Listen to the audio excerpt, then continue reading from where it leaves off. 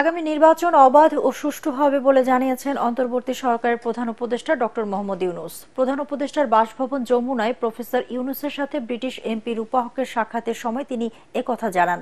এ সময় রূপা হক অন্তর্বর্তীকালীন সরকারের মেয়াদকাল, পরবর্তী নির্বাচন, সম্ভাব্য সময় এবং সরকারের বিভিন্ন সংস্কারের বিষয়ে জানতে চান।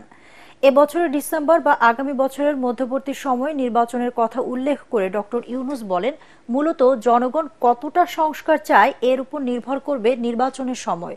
তিনি বলেন, গত 3টি নির্বাচনের ভোট দিতে পারেনি দেশের জনগণ, মানুষের বাক স্বাধীনতাও কেড়ে নিয়েছিল আওয়ামী লীগ।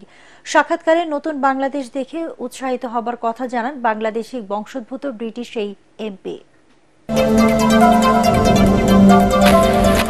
জুলাই বিপ্লবের ঘোষণাপত্র তৈরিতে অন্তর্বর্তী সরকার দৃশ্যমান কোনো পদক্ষেপ নেয়নি অভিযোগ করে অবিলম্বে ঘোষণাপত্র প্রকাশের তাগিদ দিয়েছেন বৈষম্য বিরোধী ছাত্র আন্দোলনের অন্যতম সমন্বয়ক হাসনাত আব্দুল্লাহ। এ সময় জুলাই বিপ্লব পরবর্তী করণীয় সম্পর্কে মানুষের প্রত্যাশা জানতে আগামী 6 থেকে 11 জানুয়ারি পর্যন্ত দেশব্যাপী জনসংযোগ কর্মসূচির ডাক দিয়েছে জাতীয় নাগরিক কমিটি ও বৈষম্য বিরোধী ছাত্র আন্দোলন।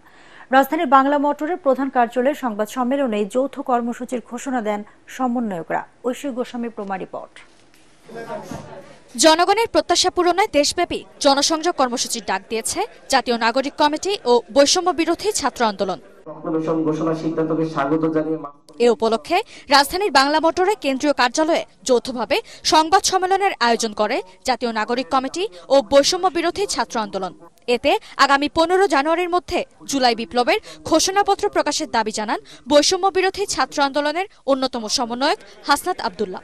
গণঅভ্যুত্থানের সাথে জড়িত সকল অংশীজনের মতামত নিয়ে এই ঘোষণাপত্র তৈরি করা একটি জটিল ও গুরুত্বপূর্ণ বিষয়, কিন্তু আমরা বিস্ময়ের সাথে লক্ষ্য করেছি 4 দিনে সরকার এখনো পর্যন্ত দৃশ্যমান কোনো পদক্ষেপ নেয়নি। এই জাতীয় গুরুত্বপূর্ণ বিষয়ে সরকার যেন তৎপর হয়, সেজন্য বৈষম্য বিরোধী ছাত্র আন্দোলন এবং জাতীয় নাগরিক কমিটি আমরা অন্তর্বর্তীকালীন সরকারকে আহ্বান জানাচ্ছি। এই সময় নির্দিষ্ট সময়ের মধ্যে ঘোষণাপত্র প্রকাশ না করলে কঠোর আন্দোলনের হুঁশিয়ারি দেন জাতীয় নাগরিক কমিটির আহ্বায়ক নাসির উদ্দিন পাটোয়ারি। যে ঘোষণাপত্রের মধ্য দিয়ে বাংলাদেশের ভবিষ্যৎ নির্ধারিত হবে, সেই বিষয়ে বাংলাদেশের সকল নারী পক্ষ, কল কারখানা শ্রমিক সকলকে একসাথে সজাগ থাকার আহ্বান জানাচ্ছি এবং বিভিন্ন রাজনৈতিক দল যারা রয়েছেন তাদেরকেও আমরা আহ্বান জানাচ্ছি, জনগণের প্রয়োজনে যেভাবে আপনারা 5 তারিখে বৈষম্য বিরোধী ছাত্র আন্দোলনের নেতৃত্বে ঝাঁপিয়ে পড়েছিলেন, রাজপথে শহীদ হয়েছেন, আগামীতে বাংলাদেশে যে কোনো প্রয়োজনে আপনাদেরকে ঐক্যের জায়গাটা থেকে ত্যাগ তিতিক্ষার আপনাকে দেওয়ার জন্য, জনগণের কাছে দায়বদ্ধ হওয়ার জন্য আমরা বৈষম্য বিরোধী ছাত্র আন্দোলনের প্ল্যাটফর্ম থেকে আপনাদের আহ্বান জানাচ্ছি। মুক্তিযুদ্ধের পরেও দেশের মানুষ তার প্রাপ্য অধিকার পায়নি, তাই প্রত্যেক শ্রেণী পেশার মানুষের অধিকার রক্ষার্থে জুলাই অভ্যুত্থানের ঘোষণাপত্র বাস্তবায়ন জরুরি বলেও জানান তারা। ঐশী গোস্বামী প্রমা, এটিএন বাংলা, ঢাকা।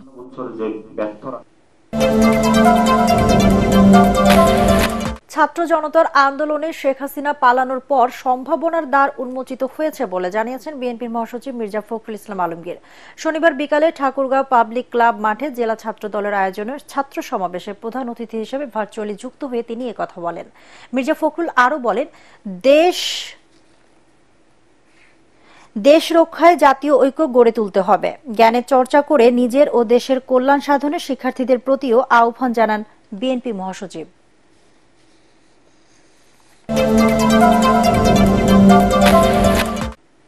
সাবেক প্রধানমন্ত্রী শেখ হাসিনাকে দেশে ফিরিয়ে আনার বিষয়ে ভারত এখন পর্যন্ত আনুষ্ঠানিকভাবে কোনো চিঠি দেয়নি বলে জানিয়েছেন পররাষ্ট্র উপদেষ্টা মোহাম্মদ তৌহিদ হোসেন।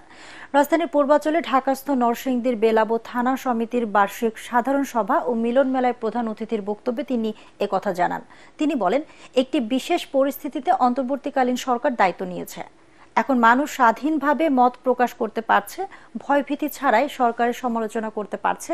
এটা বর্তমান সরকারের বড় অর্জন। আগামীতে যারা ক্ষমতায় আসবে তাদের মানুষের মত প্রকাশের স্বাধীনতা নিশ্চিতের তাগিদ দেন পররাষ্ট্র উপদেষ্টা।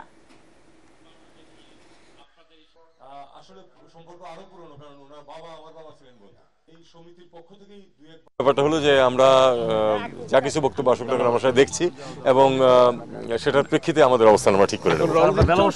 এটা আনুষ্ঠানিক কোনো বক্তব্য না, আনুষ্ঠানিকভাবে আপনাদের কোনো ধরনের আহ্বান পাই নাই শেখ হাসিনাকে ফেরানোর জন্য?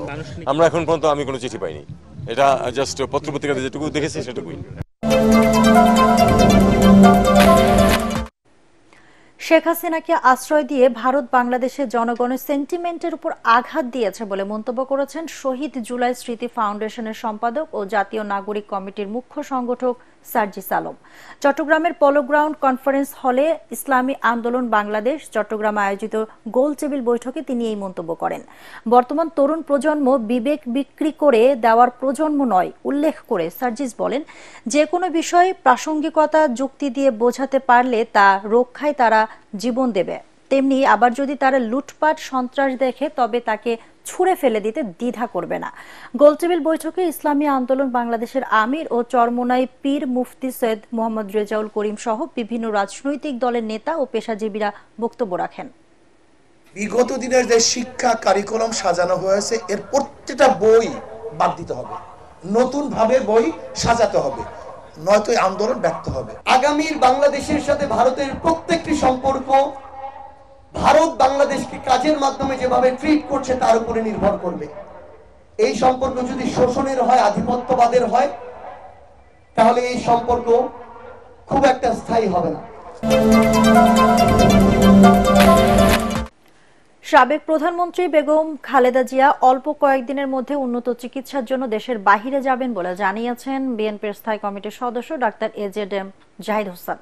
দিনাজপুরের ঘোড়াঘাটে দলের ভারপ্রাপ্ত চেয়ারম্যান তারেক রহমানের নির্দেশে উপজেলা বিএনপি ও অঙ্গ সহযোগী সংগঠনের আয়োজনে বিভিন্ন ধর্মীয় প্রতিষ্ঠানে শীতবস্ত্র বিতরণ করতে গিয়ে তিনি একথা জানান।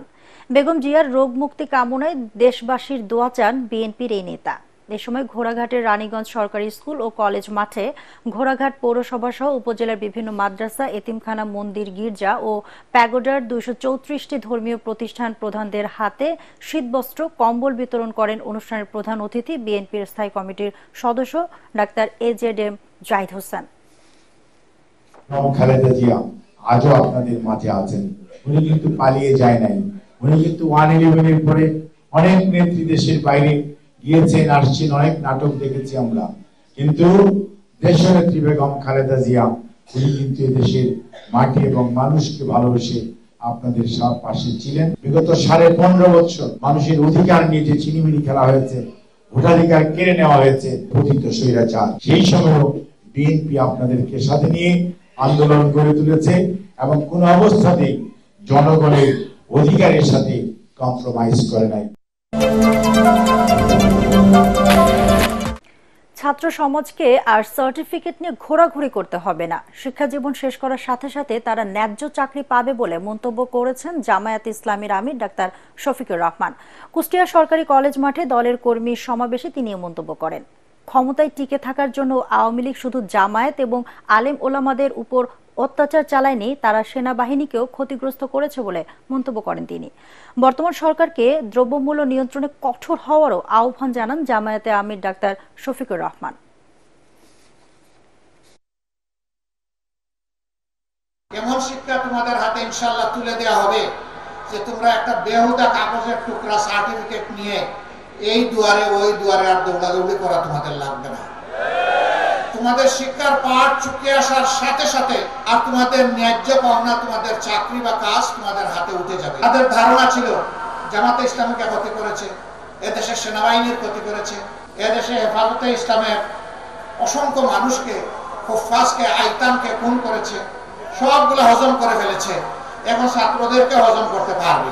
শুধু বিরোধী দলের উপর, আলেম উলামার উপর নির্যাতন করে নাই, এরা 18 কোটি মানুষের উপর নির্যাতন করে।